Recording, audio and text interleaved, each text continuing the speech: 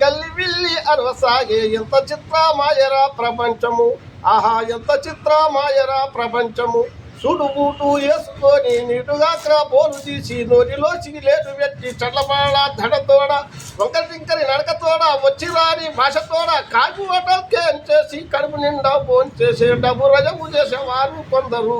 ఆహా ఎంత చిత్రమాయరా ప్రపంచము సగము సగము రైకైలాయే సన్నగాజు లతికమాయే జుట్టు సగము కొరుకుంటాయే ఎంత చిత్రమాయరా ప్రపంచము ఆహా ఎంత చిత్రమాయరా ప్రపంచము అత్తమామల పెత్తనాలు అడుగట్టి పోయినాయి గోడళ్ళ పెత్తనాలు కోరి కొండెక్కినాయి అత్తమామలు నోరెత్తితే బొత్తిగానే ఇలువ లేదు ఎంత చిత్రమాయరా ప్రపంచము ఆహా ఎంత చిత్రమాయరా ప్రపంచము అయితే ఆ కాలాన భాగవతం అనేది తోలు బొమ్మలు అనేది హరికథలు అనేది వినేది ఈ కాలాన ఒంపులుండోని చెల్లె ఒర్రెలుండోని చెల్లె దుబ్బనుండోని చెల్లె చదువు వచ్చినోని చెల్లె చదువు రానోని చెల్లె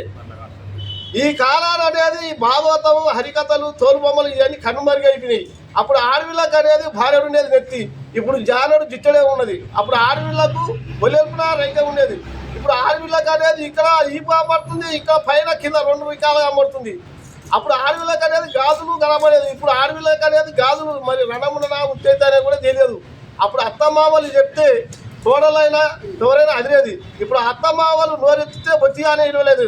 నువ్వేది నాకు మా నాయన 2 ఎకరాలు ఇచ్చుడు మా నాయన 70 లక్షలు ఇచ్చుడు 80 లక్షలు ఇచ్చుడు నువ్వేది నీ ఆస్తిందని అత్తమామలు బయటికి వెళ్ళగొడితే రోడ్ల మీద పోయి అడుకొని తినుకుంటా అనాయ చరణాలు చేస్తుంది